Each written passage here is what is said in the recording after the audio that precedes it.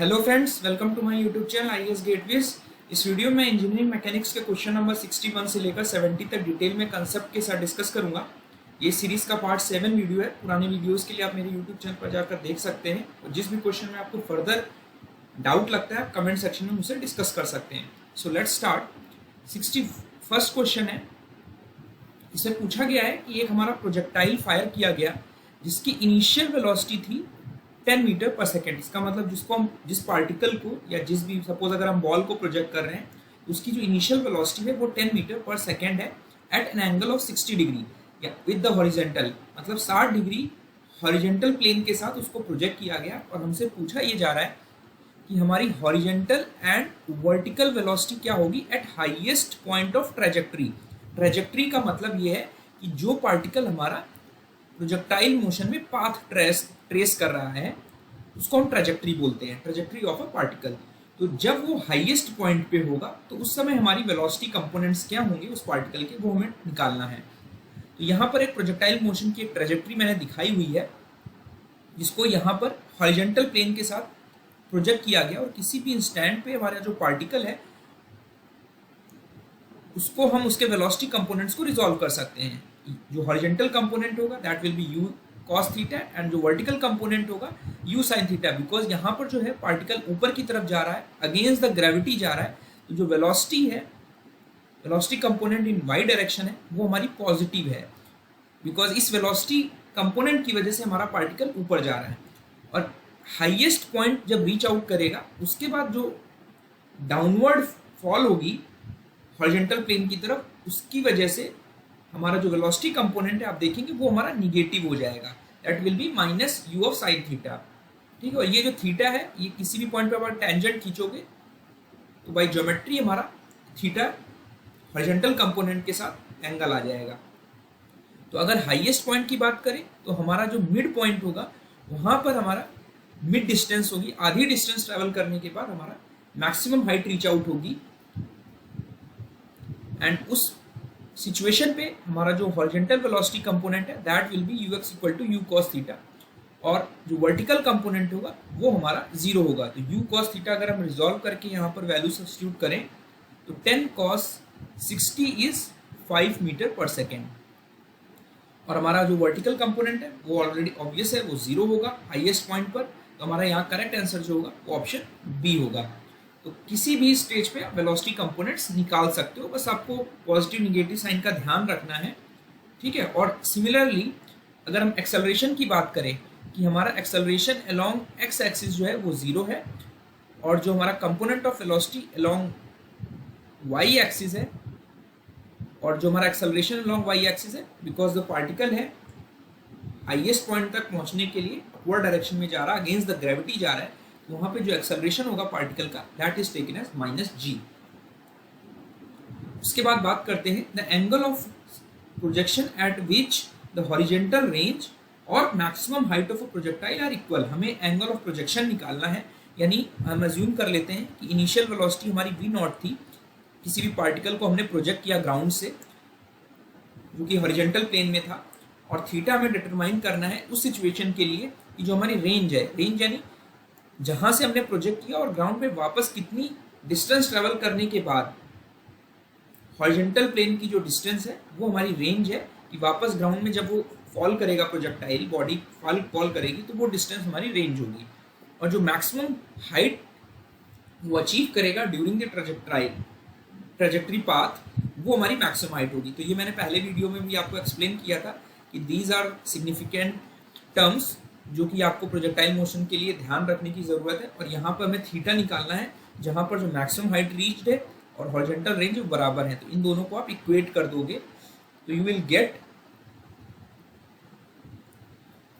2 into sine 2 theta is equal to sine square theta.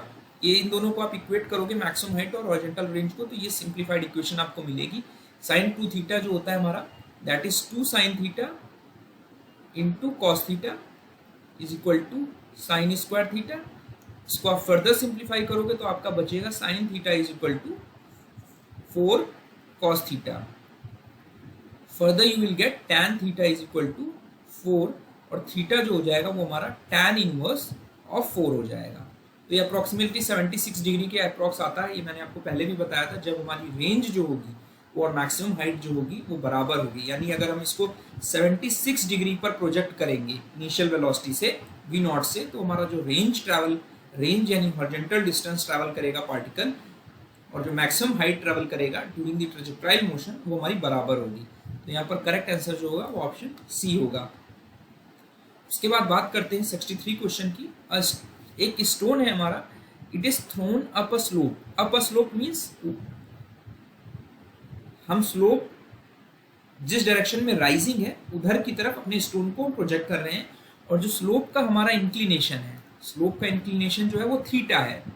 ठीक है, यहाँ पर हमने फिगर में जो मैंने दिखाया हुआ वो बीटा दिखाया हुआ, बट एज पर अगर हम न्यूमेरिकल जाएं तो यहाँ पर ये वैल्यू थीटा दी हुई है और angle beta two the slope. Angle beta two the slope का मतलब है जब हम इसको प्रोजेक्ट कर रहे हैं तो ये एंगल जो है हमारा, ये हमारा बीटा दिया हुआ है, और हमसे पूछा जा रहा है कि the stone reaches it's greatest distance from the slope after a time of.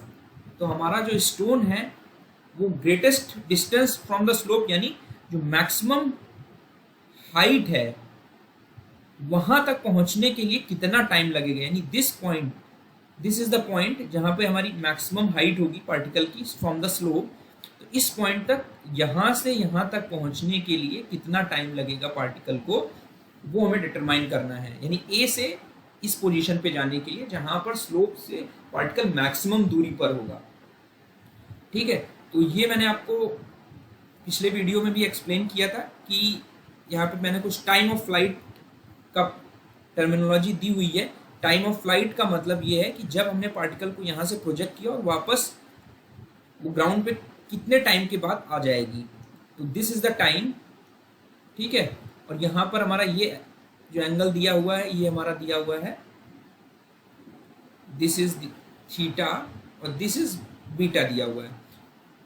ठीक है, तो टाइम ऑफ फ्लाइट यहां से लेकर इस पाथ के अलोंग यहां तक पहुंचने में टाइम लग रहा है, और इस पॉइंट तक मैक्सिमम दूरी तक पॉइंट तक पहुंचने के लिए हमारा टाइम ऑफ फ्लाइट का हाफ टाइम लगेगा। तो it will B u sine alpha minus beta upon g cos beta.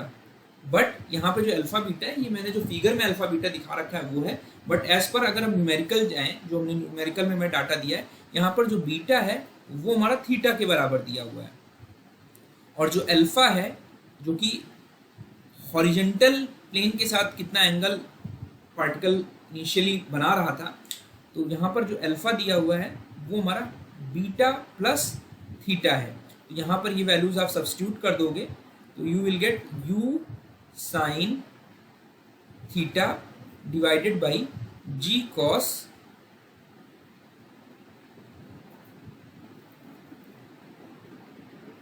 Sorry यहाँ पर आपको बीटा की वैल्यू तो थीटा रखनी थी ना, तो अल्फा जो है वो बीटा प्लस थीटा हो गया, और बीटा की जो वैल्यू थी वो हमारी थीटा दी है न्यूमेरिकल में, तो ये कैंसिल आउट हो गया, और जी कॉस बीटा जो है वो जी कॉस थीटा हो गया। तो यहाँ पे इनिशियल वेलोसिटी हमारी वी नॉट दी थी, तो ये हो गया हमारा V naught sine beta divided by G cos theta. तो ये एक इम्पॉर्टेंट टर्म, तो आपको रटने की ज़रूरत नहीं है, आपको बेसिक कंसेप्ट समझना है, तो आपका ऑटोमेटिकली आपके जो आंसर्स हैं वो आने लगेंगे। 63 का ऑप्शन सी हो जाएगा। और यहाँ पर मैंने पिछले वीडियो में जो आपको एक्सप्लेन किया था कि हमारी मैक्सिमम हॉरिजॉन्टल डिस्टेंस, हमारा पार्टिकल इंक्लाइंड स्लोप में अगर हम पार्टिकल को फेंकेंगे प्रोजेक्टाइल मोशन में, तो कितनी डिस्टेंस वो ट्रैवल करेगा। ठीक है, तो ये चीज़ आपको समझनी है। अब 64th क्वेश्चन है, stone is thrown up a slope of inclination 60 degree to horizontal.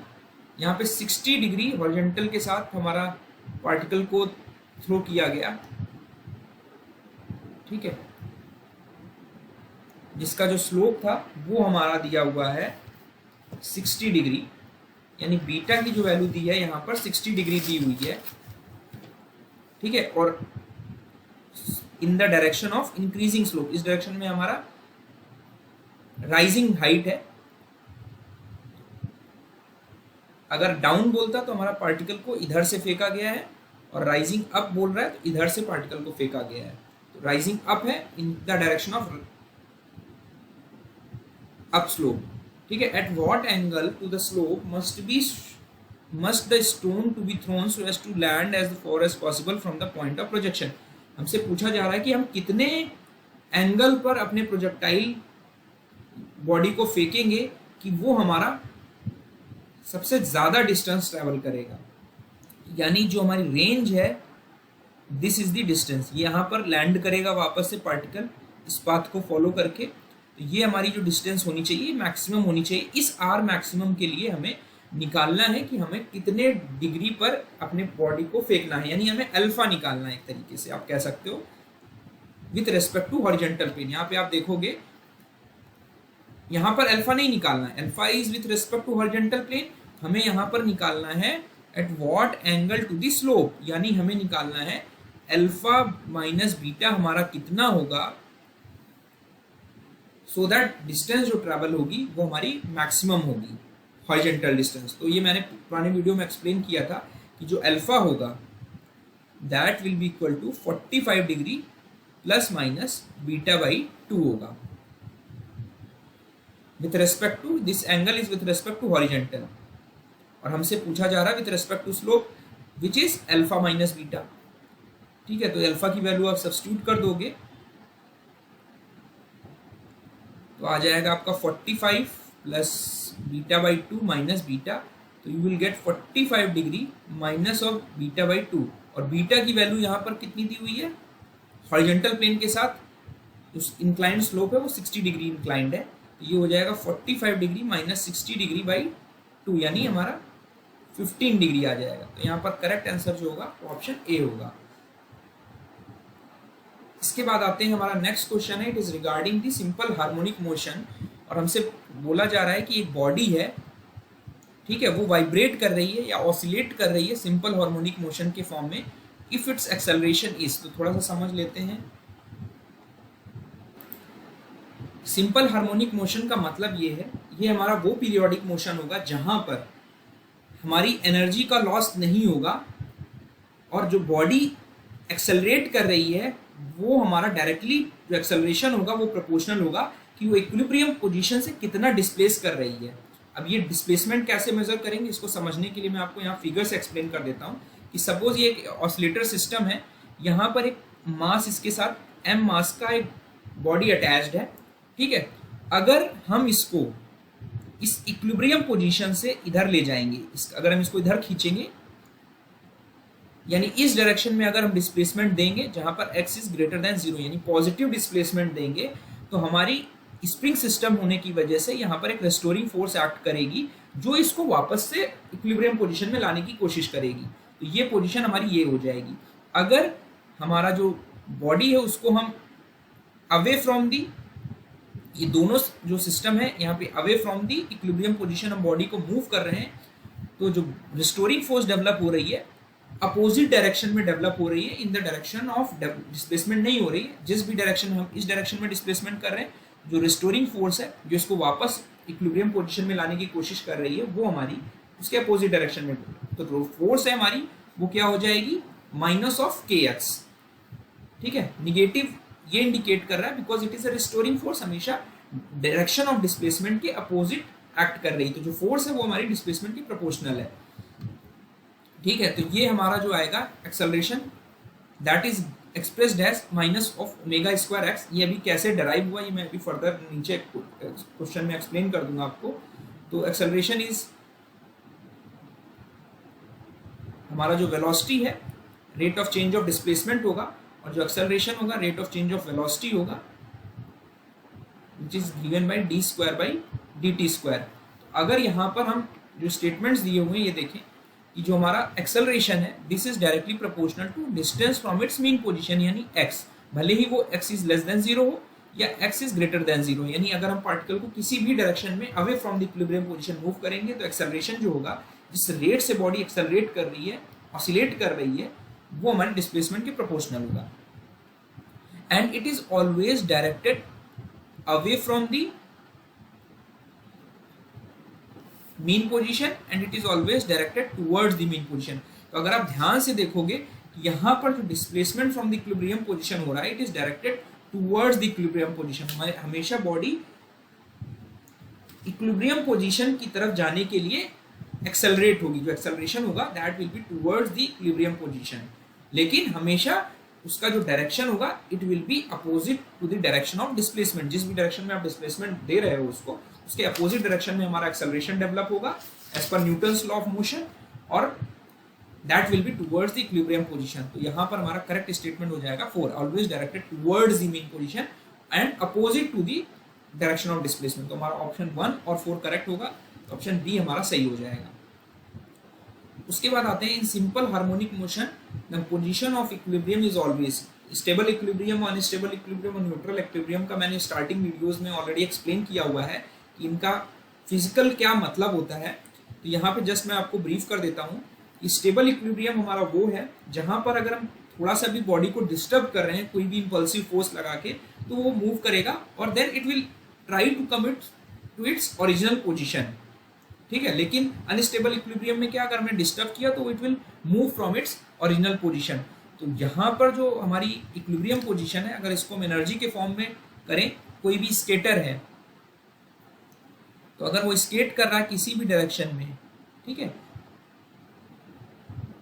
तो always there will be restoring force जो इसको इस पोजीशन पे लाने की कोशिश करेगी, जिसकी वजह से जो हमारा x इक्वल टू 0 है वहां पर हमारी, जहां पर जो स्लोप हमारा अगर एनर्जी स्लोप देखें वो 0 होगा, ठीक है, और वो पोजीशन हमारी स्टेबल इक्विलिब्रियम को करस्पॉन्ड करेगी, ठीक है। यहाँ पर यही चीज मैंने आपको एक्सप्लेन की है, आप PDF शेयर कर दूंगा, आप जस्ट एक बार रीड कर लीजिएगा, आपको समझ में आ जाएगा कंसेप्ट। करेक्ट आंसर जो होगा ऑप्शन ए होगा। उसके बाद आते हैं A is the amplitude of the particle executing a simple harmonic motion, then the total energy of the particle is। तो जो simple harmonic motion है उसको हम क्या कर सकते हैं, we can represent that motion, periodic motion in the form of sine wave। और जो हमारा maximum mean position से जो displacement possible है that is A। और यहाँ पर हमारा किसी भी टाइम पर जो हमारा डिस्प्लेसमेंट है पार्टिकल का मीन पोजीशन से वो हमारा x है। तो जो हम इक्वेशन लिख सकते हैं, जो x can be represented as x is equal to a sine omega t। Omega क्या है हमारी, this is the angular velocity which is expressed as 2 pi f। जो f है this is the frequency of the particle. तो particle यहाँ पर आप amplitude दिखा रहे हैं, यहाँ पर टाइम के रिस्पेक्ट में जो पार्टिकल का पाथ है that represents a sinusoidal wave for simple harmonic motion. अगर हम ये मान लें कि कोई एक पार्टिकल है जिसका मास जो है वो m है, जो कि SHM with amplitude a and its displacement x at any time t, ये इक्वेशन फॉलो कर रहा है, ठीक है। This is the angular velocity of the reference point in the reference circle associated with the SH simple harmonic motion. तो हमारा जो velocity होगा that will be given by dx by dt, a omega cos omega t आ जाएगा differentiation से। वापस इसको differentiate करेंगे तो हमारा जो dv बाय dt होगा वो एक्सेलरेशन आ जाएगा and it will come as minus a omega square sine omega t। तो इसको आप वापस से x की वैल्यू आपको पता है, सब्स्टिट्यूट करेंगे तो you will get minus of omega square x। यहाँ पर माइनस साइन यही इंडिकेट कर रहा है कि जैसे ही पार्टिकल हमारा मीन पोजीशन से दूर जा रहा है तो एक्सेलरेशन एक फोर्स एक्ट कर रही है अपोजिट डायरेक्शन ऑफ डिस्प्लेसमेंट में, जो एक्सेलरेशन इंड्यूस कर रही है towards the mean position opposite to the direction of displacement. तो जो काइनेटिक एनर्जी होगी पार्टिकल की किसी भी डिस्प्लेसमेंट x के लिए वो हमारी mv हाफ mv स्क्वायर होगी। तो हमें वेलोसिटी पता होना चाहिए कि जब हमारा पार्टिकल ने x डिस्टेंस ट्रेवल किया हो तो हमारी जो वेलोसिटी होगी that will be given by dx by dt। तो यहाँ से आप इसको सब्स्टिट्यूट करोगे तो you will get this equation. वापस से आपकी जो a sine square omega t है वो हमारी किसी भी टाइम t पर हमारा डिस्प्लेसमेंट है। तो आप देखोगे कि काइनेटिक एनर्जी जो है this is a function of mass of the particle, angular velocity of the particle, amplitude of the particle and the किसी भी पर्टिकुलर टाइम पर हमारा डिस्प्लेसमेंट क्या है बॉडी का मीन पोजीशन से, उस पर भी डिपेंड करेगी। और पोटेंशियल एनर्जी की अगर बात करें तो पोटेंशियल एनर्जी सिंपली हमारी हाफ kx स्क्वायर होगा, ठीक है, तो टोटल एनर्जी को आप ऐड करोगे तो यू विल गेट हाफ के स्क्वायर। तो इस इक्वेशन से आपको क्लियर है कि जो टोटल एनर्जी है पार्टिकल की, जब भी simple harmonic motion body follow कर रही है, पार्टिकल फॉलो कर रहा है, तो it is independent of displacement. ठीक है, तो आप के की वैल्यू जो है it can be expressed as M omega square. ठीक है, तो ये वेरी इंपॉर्टेंट कंसेप्ट है। यहाँ पर के जो है दिस इज द, आप इसे रिप्रेजेंट कर सकते हो, दिस इज द स्टिफनेस, एक तरीके से कह सकते हो this is the stiffness of the particle. यहाँ पे k equal to M V square, आपने यहाँ पर जो एम ओमेगा स्क्वायर था इसको आपने k मान लिया है, दैट इज हाफ के square minus x square is being represented here. और जो टोटल एनर्जी है वो डिपेंड कर रही है mass, frequency of oscillation and amplitude of oscillation. तो आप देख रहे हो यहाँ पर टोटल एनर्जी है वो डिस्प्लेसमेंट से इंडिपेंडेंट है and it is directly proportional to A square, यानी किसी भी टाइम पे जो हमारा एम्पलीट्यूड है, this is a maximum amplitude actually, यहाँ पे स्मॉल ए से दिया हुआ है, this is capital A, maximum amplitude of the particle. तो यहाँ पर it is directly proportional to A square. तो यहाँ पर करेक्ट आंसर जो होगा वो ऑप्शन बी हो जाएगा। तो ध्यान रखना है कि आपको किस टाइप की एनर्जी का आपका रिलेशन पूछा जा रहा है क्वेश्चन में। उसके बाद आते हैं time period of a simple pendulum depends upon. तो सिंपल पेंडुलम जब हमारा मूव करता है तो उसका जो पार्टिकल है, जो पाथ ट्रेवल्स करता है, उसका जो मोशन है that is represented by simple harmonic motion. तो सेम कंसेप्ट यूज करेंगे, किसी भी पोजीशन, ये हमारी मीन पोजीशन है, ठीक है, ये डिस्टेंस हम मान लेते हैं कि जो मैक्सिमम डिस्टेंस हमारी है किसी भी इंस्टेंट पे वो हमारी y है। तो इसका लिए हम इसका इक्विलिब्रियम कंसीडर करेंगे, और जो हमारा ये कंपोनेंट है, ये हमारा इसका वेट की वजह से ये कंपोनेंट है, जो इसका ये कंपोनेंट है that is mg sin theta, this will try to induce acceleration in the direction, opposite direction of displacement. हमारा डिस्प्लेसमेंट इस डायरेक्शन में हुआ है y, इसके अपोजिट डायरेक्शन में हमारा एक फोर्स जनरेट हो रहा है mg sin थीटा, ठीक है, which in turn is inducing a acceleration, जो कि उसको मीन पोजीशन में लाने की कोशिश करेगा। तो यहाँ पर मैंने कुछ पैरामीटर्स लिए हुए हैं, तो हमारा जो एक्सेलरेशन होगा, फोर्स एक्ट करेगी वो मास इंटू एक्सेलरेशन होगी, और it can be represented as mg sin theta, because हमारा जो ऑसिलेशन है वो सिंपल हार्मोनिक मोशन है। हम ये मान लेंगे कि हमारा जो डिस्प्लेसमेंट है वो बहुत ही कम है in terms of sine theta. Sine theta आपका क्या होगा, दिस डिस्टेंस इज, मान लेते हैं कि length of the pendulum is l, तो sine theta is very small, sine theta is perpendicular upon hypotenuse, यानी theta is directly, sine theta is approximately equal to theta equal to y upon l। इस relation का आपको यहाँ use करना होगा। तो acceleration हमारा क्या होगा, minus of omega square y, ठीक है, जैसे जहाँ पे जो y है ये हॉरिजॉन्टल प्लेन में जो डिस्टेंस ट्रैवल की उसने किसी भी पर्टिकुलर इंस्टेंट में, that is displacement from its mean position is x। तो यहाँ पर मास से मल्टीप्लाई किया तो आपका ये हो गया फोर्स।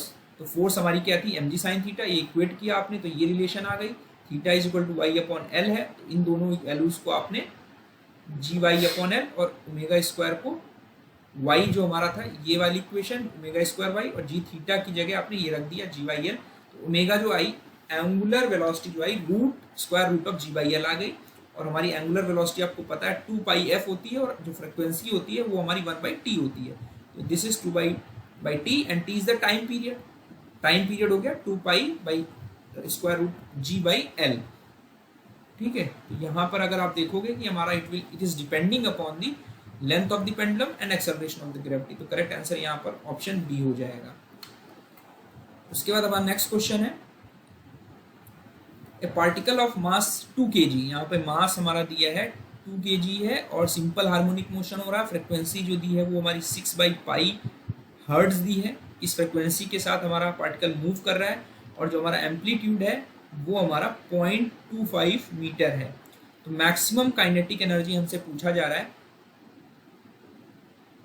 तो हमारी काइनेटिक एनर्जी मैंने आपको एक्सप्लेन किया था, this is given by half of m omega square a square minus of x square. तो काइनेटिक एनर्जी की मैक्सिमम वैल्यू जो आपको मिलेगी जब हमारा ये वैल्यू मैक्सिमम होगा। ये वैल्यू मैक्सिमम कब होगी, जब हमारा x टेंड्स टू 0 होगा। ठीक है, तो ये वैल्यू आ जाएगी हाफ एम ओमेगा स्क्वायर ए स्क्वायर। यहाँ पर आप वैल्यू सब्स्टिट्यूट करोगे, मास आपका 2 kg है, ओमेगा जो है वो हमारा 2 पाई एफ है, एफ की वैल्यू हो गई है हमारी 6 बाई पाई का whole square into A square is 0.25 का होल स्क्वायर। इसको सॉल्व करोगे तो you will get 9 joule as the kinetic energy of the particle, maximum kinetic energy जो है। ठीक है, तो एक इंपॉर्टेंट चीज यह ध्यान रखने वाली बात है कि जब हमारा पार्टिकल सिंपल हार्मोनिक मोशन कर रहा है तो उसकी काइनेटिक एनर्जी मैक्सिमम तब होगी जब वो अपनी मीन पोजीशन पे होगा।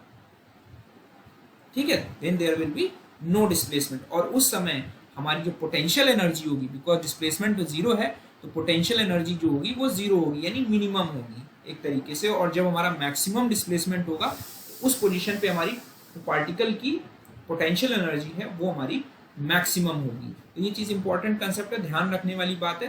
तो अगर आपसे क्या पूछा जा रहा है ये आपको अच्छे से देखना है, तो करेक्ट आंसर जो होगा ऑप्शन बी होगा।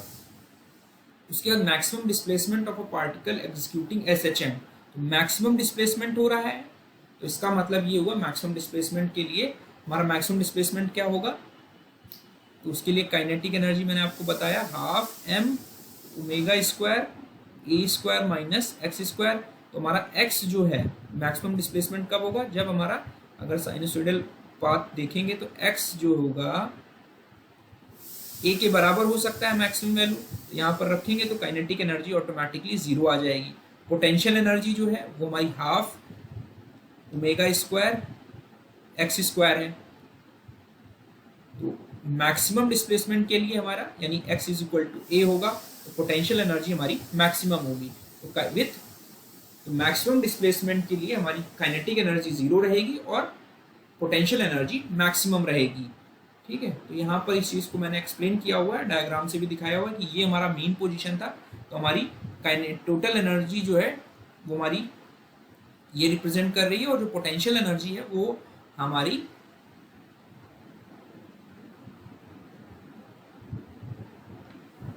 जीरो है, और टोटल काइनेटिक एनर्जी जो है वो हमारी मैक्सिमम है।